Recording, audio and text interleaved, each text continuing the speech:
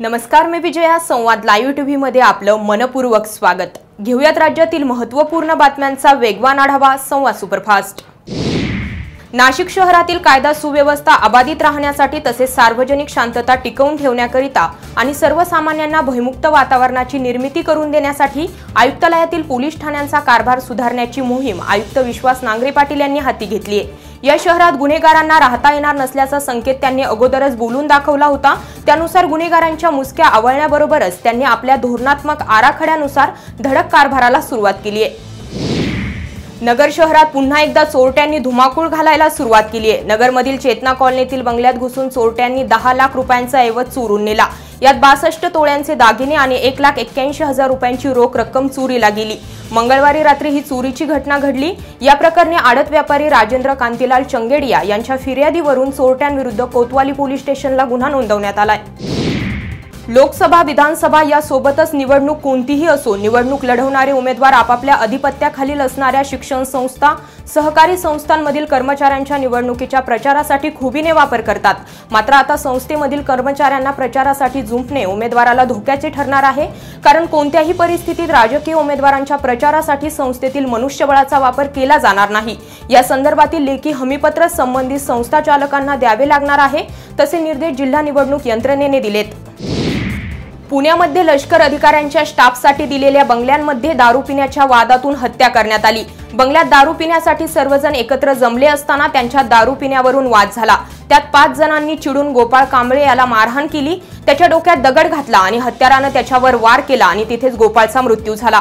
या प्रकरणी खडकी पोलिसांनी राजेश राजू स्वामी, सागर अशोक उंबरकर, धीरज गवळी, रेणुका परदेशी आणि राधा राजू स्वामी अशा 5 जणांवर गुन्हा दाखल केलाय.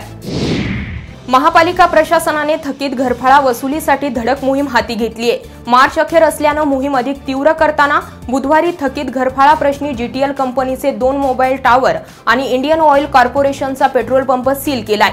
3ही मिळकत धारकांकडे सुमारे 18 लाख घरफाळा थकीत आहे. कारवाई दरम्यान पथकाचे स्टेट बँक ऑफ पटियाला आणि बँक ऑफ इंडियाकडून 34,50,000 घरफाळा वसूल केला. जवाहरनगर मुख्य रस्त्यावरील इंडियन ऑइल कॉर्पोरेशन कंपनीच्या पेट्रोल पंपाची 2,16,000 थकबाकी असल्यानं हा पेट्रोल पंप पथकाने सील केला असल्याची माहिती समजते. मागील 6 महिन्यांपासून पिंपरी चिंचवड आयुक्तालयात समावेश झालेल्या चाकण पोलिसांच्या वतीने विविध गुन्ह्यात हस्तगत केलेला मुद्देमाल सुमारे 40 तक्रारदारांना पोलिसांनी परत मिळवून दिला. चोरी, घरफोडी, दरोडा, लुटमार या चोरी करणाऱ्या चोरांसह त्यांनी चोरलेला मुद्देमाल हस्तगत करण्यात आला आणि संबंधित तक्रारदारांना त्यांचा चोरी केलेला ऐवज पुन्हा मिळवून दिलाय. डॉक्टर विखेंच्या भाजप प्रवेशानंतर आता अहमदनगर लोकसभा मतदारसंघातून राष्ट्रवादीकडून कोण रिंगणात उतरणार याकडे सगळ्यांचे लक्ष लागले असतानाच आमदार अरुण जगताप, ज्येष्ठ नेते यशवंतराव गडाख यांचे सुपुत्र प्रशांत गडाख, काँग्रेसचे दिवंगत नेते शिवाजीराव नागवडे यांच्या सूचना अनुराधा नागवडे, पारनेर तालुक्यातील युवा नेते निलेश लंके यांची नावे चर्चेत आहेत.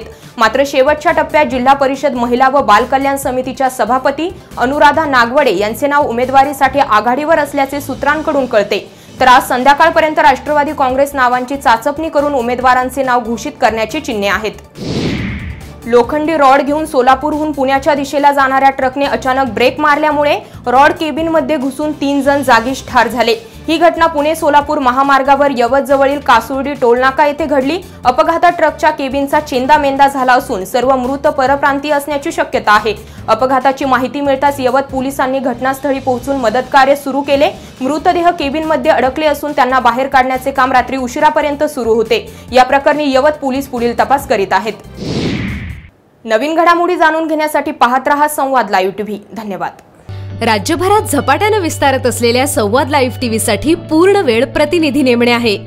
शिरूर, श्रीगोंदा, पारनेरसाठी पूर्ण वेळ 1 प्रतिनिधी, आंबेगाव, खेड, जुन्नरसाठी पूर्ण वेळ 1 प्रतिनिधी, बारामती, इंदापूर, दौंडसाठी पूर्ण वेळ 1 प्रतिनिधी, मुळशी, मावळ, हवेलीसाठी पूर्ण वेळ 1 प्रतिनिधी, पुणे शहर आणि हडपसरसाठी पूर्ण वेळ 1 प्रतिनिधी, पिंपरी, चिंचवड, भोसरीसाठी पूर्ण वेळ 1 प्रतिनिधी, अहमदनगर शहर आणि नगर दक्षिणसाठी पूर्ण वेळ 1 प्रतिनिधी, औरंगाबाद शहर आणि जिल्ह्यासाठी पूर्ण वेळ 1 प्रतिनिधी, वृत्तपत्र क्षेत्रातील अथवा कोणत्याही माध्यमातील किमान 2 वर्षांचा अनुभव आवश्यक. स्वतःचा कॅमेरा आणि दुचाकी असावी. आपल्या भागातील राजकीय, सामाजिक आणि परिसराचं संपूर्ण ज्ञान आवश्यक. इच्छुकांनी आपला संपूर्ण बायोडेटा sanwadtv@gmail.com वर पाठवावेत आणि मुलाखतीसाठी समक्ष भेटावं. अधिक माहितीसाठी 96 65 992 992 या क्रमांकावर आजच संपर्क करा.